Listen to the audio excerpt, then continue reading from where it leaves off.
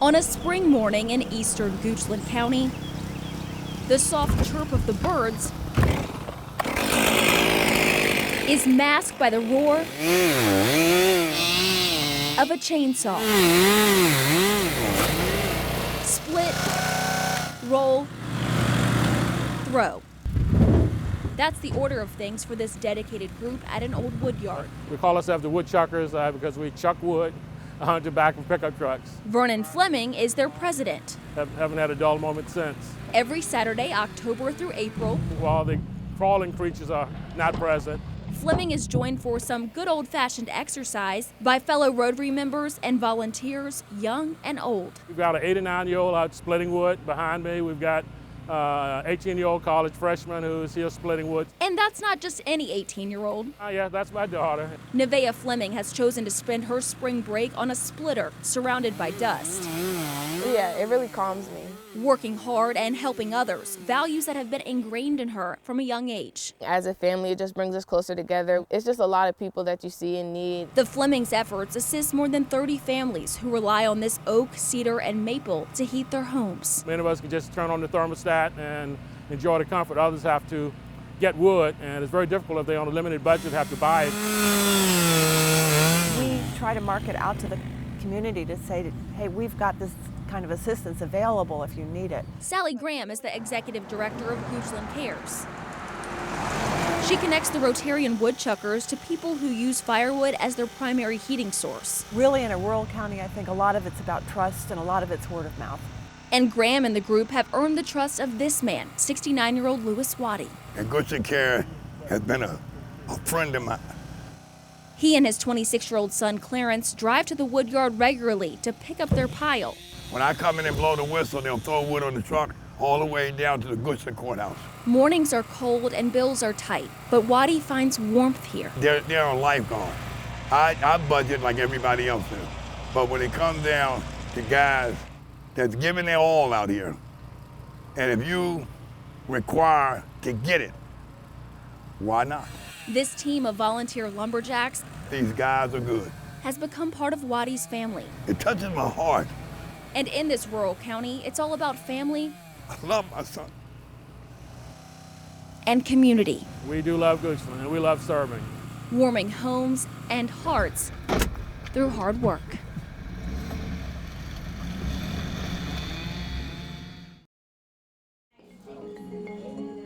You ready for us?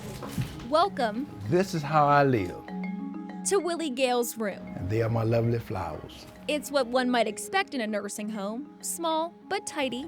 I know how to clean, sew, wash, A few special photos and some pictures of some friends of mine I met since I've been here. make the space feel like his own. But one piece of paper that hangs by his chair This is very important to me. has become his prized possession. To all whom these presents shall come, greetings. These words Willie Edward Gales, after being convicted and sentenced for crimes, return something executive completed review of the particular of the individual's case. Willie hasn't had Whereas it seems appropriate to the executive to remove certain of these political disabilities by restoring the rights to vote. for nearly 30 years. Well, I lost my voting rights. Well, I haven't been such a good guy all my life, young, foolish, doing things young guys do. The 64-year-old was convicted of his first crime in 1996. It was an ongoing thing that I just couldn't stay out of jails. I wound up in prisons. He spent most of his 40s behind bars.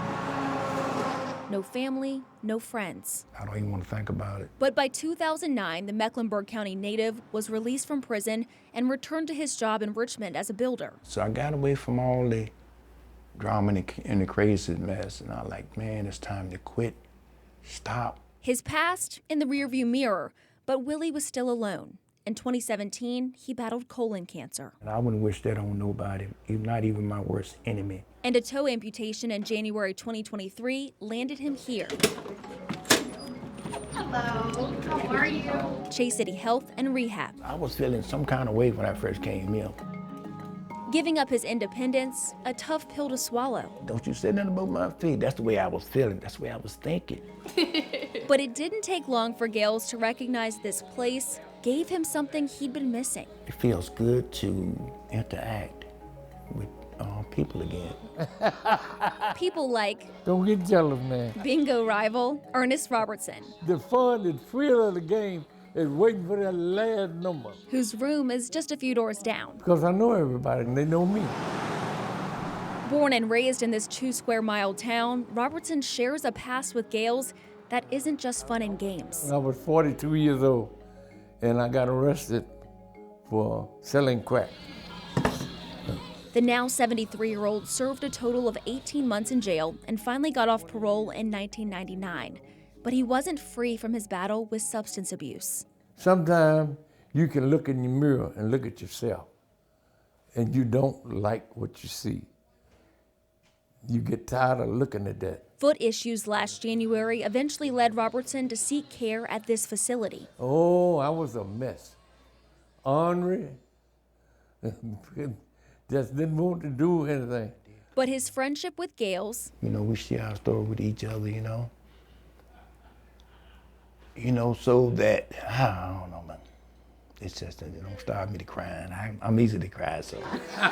and his instant bond with this woman, the nursing home's director of admissions, Melissa Price, It's like we were supposed to connect in this setting. gave Robertson hope. Well, I got a couple of ladies I call my angels because they have been here with me all the way through. At first, the nursing home's designated greeter and music man didn't want his new friends to get a glimpse at his dark past. I didn't like myself. But a conversation about November's election brought those secrets to the surface. So he shared with me that he couldn't vote and he had made some choices in life, and that was the end of it. And I thought, it's not the end, it's the beginning. Price and another staff member informed both Robertson and Gales they were eligible to have their rights restored. I always want to have back because if you're not voting, you have no say-so. They helped the pair submit applications to the governor's office. It literally took us 4 minutes to fill out, and then we just waited. A few weeks later, more than 20 years since Gales and Robertson's arrest and convictions, their second chances arrived via mail. So I went to the front lobby and I seen this big manila envelope, and I seen, the government symbol, and I seen his name, and I thought, oh my goodness, it's here. Like this is it. And she looked at it and read it and seen that gold seal. That was a home run. Like his buddy down the hall, Robertson has his laminated letter on display. It means a whole lot to me. A whole lot. I got a voice now. Yeah, I didn't have a voice at first, now I have a voice. While Robertson and Gales can now vote, serve on a jury, and run for public office in this land of the free, they've also found a place they're proud to call home. We are very lucky. This is my family. Yeah. The road doesn't end at Chase City Health and Rehab for these two pals. Each one of us have our journey, but our journey, we're supposed to learn something from it to pass on to somebody else. Because they didn't come to a nursing home to die. In fact, it's where they finally feel like they're living. I think the Lord is not through with us yet. I think the Lord has some other things he wants us to do. Oh, yeah.